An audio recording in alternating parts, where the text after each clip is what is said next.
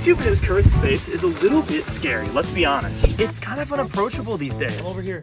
Like seriously guys, I don't want to resort to making content like this. And let's be honest, you and me can't just keep blowing stuff up for views. And that leads us to the question, how is it to be a YouTuber in 2023?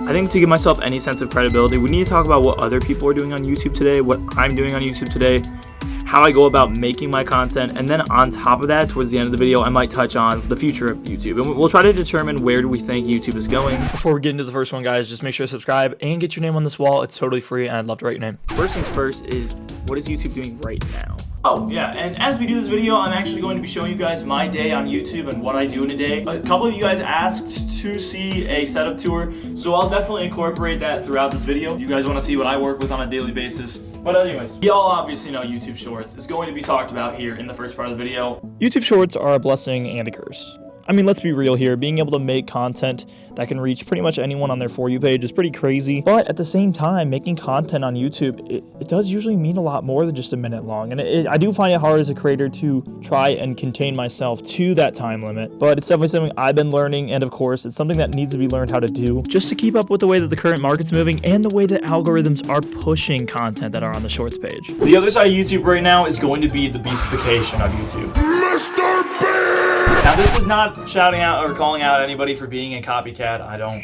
personally want to do that. I'm just talking about what I see on my YouTube page. The beastification of YouTube, if you guys don't understand what that means, essentially people copying his thumbnails, like almost pixel per pixel, his video formats, almost like frame by frame. Ever since Jimmy gained traction here on YouTube, you've seen it. And there's people that will make videos specifically to talk about this. I'm not going to go in depth about it, but this is definitely something that has affected the For You page and the recommendation and the trending tab today. The way I see it is that these channels that are ending up copying people, well, again, as soon as that person changes up their content, then you have to realign yourself as a creator. I think drawing inspiration and creativity from somebody can be interesting, and that's why I have calls with the people and try to make connections with people, because again, I'm one person. I only have one point of view at the end of the day. But if I bring in some other person, like if I bring in Grisham to a call, or I bring in some other people who don't even do YouTube, and I say, hey, like, look at this idea.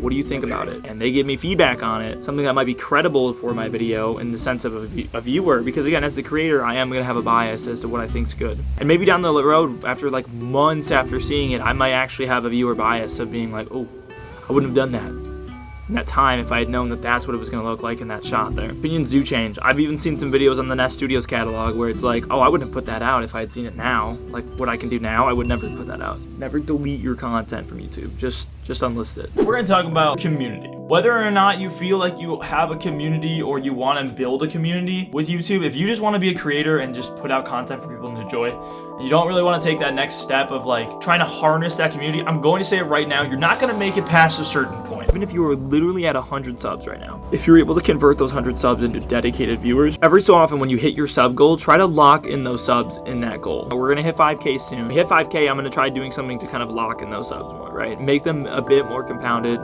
more dedicated, more focused. Now, what do I use for YouTube?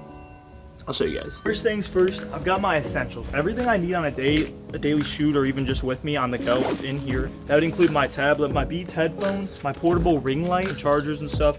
This is stuff that I would use immediately, like when I need to go somewhere, whether or not I'm filming or not, I bring it with me everywhere I go. The next thing I have right here is right in here. Now this is just my electrical stuff. This is the green screen lighting kit. It did come with 3 different colors, white, black, and green, all available and all ready to use as I bought it. I did buy these in a package with all the lighting equipment. This includes 2 box lights and also 2 umbrella lights. Yeah, it's nice to have all that lighting equipment, but at the end of the day, guys, I only film with my phone. I've not been able to get a camera yet, and that's totally fine by me. My video quality is still really good, 60 frames per second, and I've been able to just shoot it with my phone. Many people would say, oh, you want to get a camera when you get into YouTube. I would say hold off and put it into your lighting. It's the most important thing at the end of the day. Now, if we're talking webcams, let's go talk about the rig. This is the rig right here, and this is essentially the battle station for when I put together videos for you guys to watch.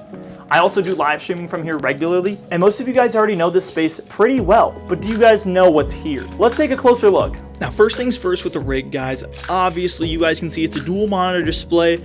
And we also have the base tower right here. Most of this stuff is Alienware. I'm very, very on brand with Alienware. I love what they do. I think that as far as pre-builts go, it's probably one of the best options out there. I was going in between Omen or Alienware when I bought this computer about 3 years ago. This is an Alienware Aurora R7. It does come with a 2080 that came with it stock. It also does have a Core i7 8th gen right there. And it also does have a 16 gigabyte RAM as well. I do want to upgrade that. Some of the biggest things that I do enjoy about this though is the dual monitor system. As you guys can tell, I have monitor B right here. This is another Alienware branded monitor. These are both 25 inches and 240 hertz. They work very, very well for what I need to do as far as editing, gaming, streaming, or anything else I do here for Nest Studios on the channel. But on top of that, guys, I also do have my Alienware keyboard right here as well.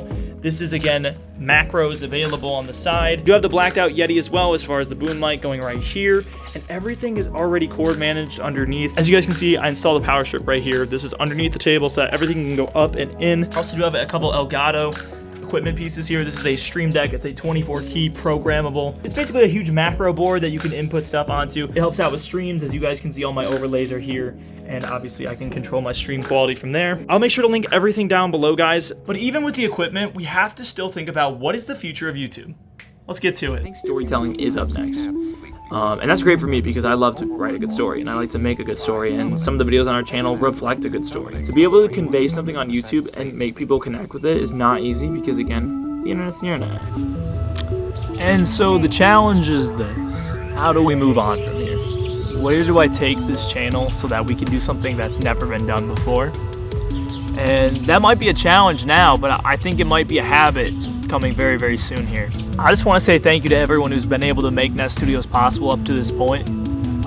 Any inspiration I've ever received from anyone, or any nice positive comments you guys have left on any videos that I've seen or reacted to or left a comment back on. I know that things are very different as they were a year ago from today, and that's something that's kind of scary but also inspiring.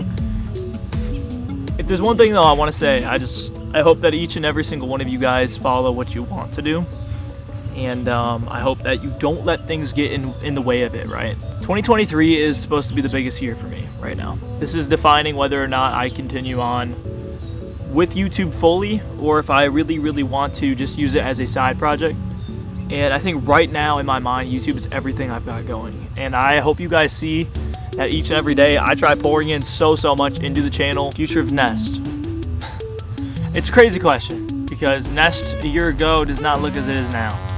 And I think it's going to be the same way next year.